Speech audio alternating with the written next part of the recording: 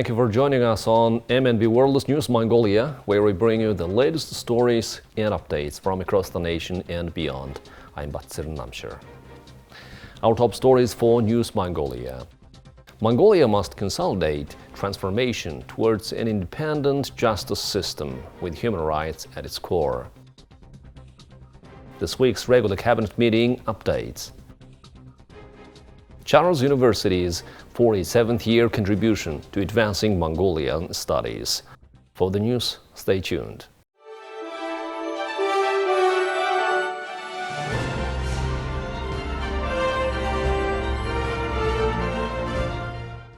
A United Nations expert welcomed steps Mongolia has taken to improve the independence of its judiciary since its transition to democracy in 1992, in particular the strides taken to implement human rights recommendations made by international bodies.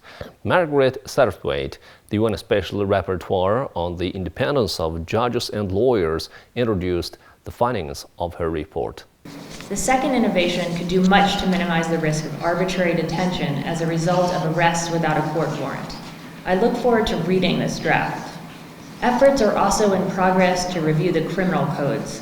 This proposed reform provides an opportunity to reiterate the importance of timely and unhindered access to counsel as a guarantee of fair trial, and to ensure that no detention is arbitrary. This includes allowing advocates to do their work by ensuring they have appropriate facilities and prompt access to clients and evidence as a matter of right. I look forward to hearing about the composition of this working group. The United Nations Special Rapporteur Margaret Satterthwaite, who introduced her report on the independence of judges and lawyers, visited courts and prosecutors' offices in Ulaanbaatar Sileng Province, Mandalsom, and the city of Bagnur, where she met with committed professionals. She also witnessed the damaging impact of the lack of investment in the judiciary, including inadequate, inaccessible, and insecure facility for judges, staff, and court users. The United Nations urged Mongolia to provide robust funding to secure the future of the justice system, including by dedicating a guaranteed percentage of the national budget for the judiciary. The Special Rapporteur commended civil society for their efforts to assess and monitor the independence of judiciary. She was concerned that surveys highlighted the lack of trust in the judiciary and heard that social media is being used to disparage judges, including by holders of public office. The Special Rapporteur observed that the government is responsible for protecting the rights of all Mongolians and ensuring they have access to justice without discrimination and double standards. The expert will present a report containing her findings and recommendations on the visit to the Human Rights Council in June of 2024. During its regular session on November 15, 2023, the Mongolian cabinet made substantial decisions, placing a strong emphasis on advancing digital transformation and ensuring food security for the nation. The outcomes of the cabinet meeting are in the following report. Prime Minister Oyun Erden convened with the e-Mongolia team on November 13, 2023, highlighting the government's unwavering commitment to digital transition. The cabinet unveiled a comprehensive digital strategy, tasking officials with developing a draft bill on promoting the information technology industry, exploring an integrated website for public organizations based on e-Mongolia, and fostering cross-sector collaboration for a seamless digital transition. In the agricultural sector, the Minister of Food, Agriculture and Light Industry, Bolor Cholong Hayinga, presented detailed preparations for the upcoming winter and spring seasons, coupled with the preliminary results of the 2023 harvest. Measures included support for livestock and meat product exports, initiatives to secure domestic meat reserves, and enhancement in health services. The preliminary harvest balance showcased a robust yield, meeting 100% of the domestic demand for wheat and potatoes, as well as 85% for vegetables. Minister Bolor Cholong credited this success to concrete decisions made by the government. Further highlights from the cabinet session encompassed the decision and subsequent submission of the Mongolian government's report on gender equality. Additionally, the establishment of a partnership project development fund and the approval of a regulation on purchasing valuable cultural artifacts for preservation in state and local museums were notable achievements. These collective decisions reflect Mongolia's dedicated strides in technological advancement and its commitment to achieving agricultural self-sufficiency. Mongolian Studies scholars are playing a pivotal role in promoting the understanding of Mongolia's rich heritage and contemporary significance.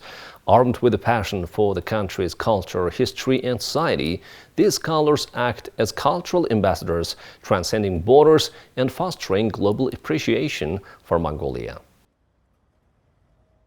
Established way back in 1348, Charles University stands as one of the world's oldest universities, earning a distinction as the largest and most renowned academic institution in the Czech Republic. Its consistent high placement in international rankings underscores its commitment to academic excellence. The Department of Mongolian Studies, founded in 1976, is an integral part of Charles University's academic landscape. Over the years, this department has played a significant role in advancing the field of Mongolian studies. Through scholarly endeavors, research initiatives, and collaborations, it has contributed to the broader understanding of Mongolia's culture, history, and language.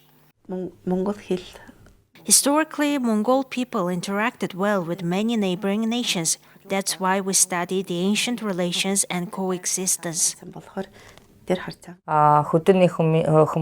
We have researched the difference in understanding in terms of city residents and countryside nomads, and the result of these studies will be included in the new dictionary. Currently, we are working on it. The Charles University publishes Mongolic Apragensia Research and Studies Report every semester. My bachelor degree studies theme includes Mongols in Afghanistan. Through their multifaceted roles as researchers, educators, and cultural advocates, Mongolian studies scholars stand as key contributors to the promotion of Mongolia's diverse and vibrant identity on the world stage. Their work serves as a bridge connecting people from different backgrounds and fostering a global community that values and respects the unique contributions of Mongolia to the tapestry of human civilization. Over 100 costumed cast and crew members from the epic new show, The Mongol Hang, staged a flash mob dance at Trafalgar Square, the central hub of London. The event was a resounding success, capturing the attention of the press, social media, and the public. This year marks the 60th anniversary of diplomatic ties between Mongolia and the United Kingdom, and as part of the celebration, London is hosting the Mongol Hang, an epic theatrical play that merges Britain's world-famous legacy in theater with Mongolian literature. To announce their arrival in London, 100 performers dressed as the Mongol Han gathered at Trafalgar Square before the show's launch on November 17 at the London Coliseum. It's a very exciting time for us, as we've never had something of this scale in London or at the London Coliseum before. The point of today's event in Trafalgar Square is to introduce the full company to the press in London and to TV photographers and some journalists, as well as our documentary makers, before the cast go to the theatre tomorrow to start the dress rehearsals, and then we have the gala on Monday. So it's a big welcome to the Mongolian team with the Mongol Khan opening in London on the 17th. Yesterday, we arrived with a contingent of over 150 individuals. This marks a historic moment for Mongolia, as it's the first time a substantial production, featuring a large cast, is being showcased in a foreign country. Our endeavor goes beyond just presenting the spectacular new show, The Mongol Hang, as it serves as a platform to not only promote the production, but also showcase Mongolia to a global audience. Additionally, in light of the recent ban on the Mongol Han in Inner Mongolia, China, they extended a warm invitation to all Inner Mongolian visitors attending the show at the London Coliseum, along with giving them a 20% discount. Now let's take a look at the currency exchange rates provided by Mongol Bank.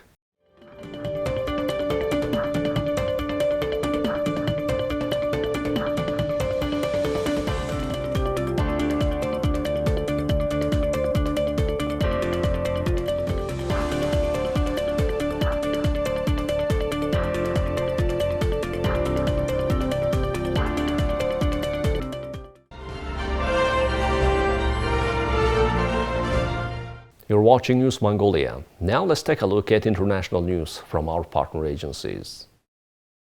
Chinese President Xi Jinping on Wednesday said he and U.S. President Joe Biden agreed to expand cooperation on anti-narcotics, resume high-level military communications, and expand people-to-people exchanges.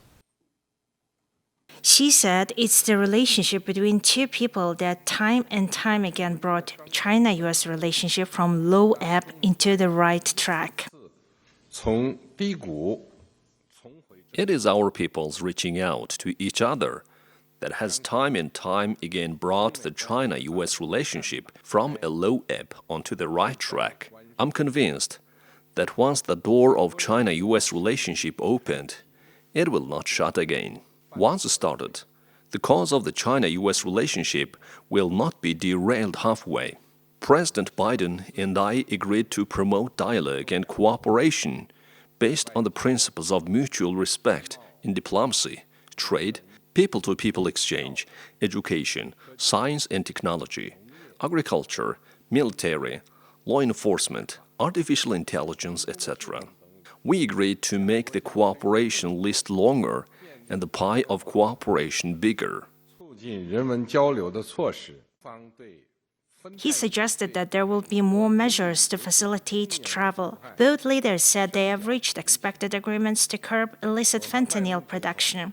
Many of the chemicals used to make synthetic fentanyl came from China to cartels that traffic the powerful narcotic into the U.S., which is facing an overdose crisis. Another positive sign, she signaled later Wednesday that China would send the U.S. new pandas just a week after 3 from the Smithsonian National Zoo were returned to China, much to the dismay of Americans. There are only 4 left in the United States at the Atlanta Zoo, and their loan agreement expires next year. The gesture came at the end of a day in which Xi and President Joe Biden held their first face-to-face meeting in a year and pledged to try to reduce tensions. Xi is in California to attend the summit of Indo-Pacific leaders and for his meeting with Biden. Chinese President Xi Jinping addressed American business executives at a $2,000 per plate dinner late on Wednesday. It was a rare opportunity for U.S. business leaders to hear directly from the Chinese leader as they seek clarification on Beijing's expanding security rules that may choke foreign investment.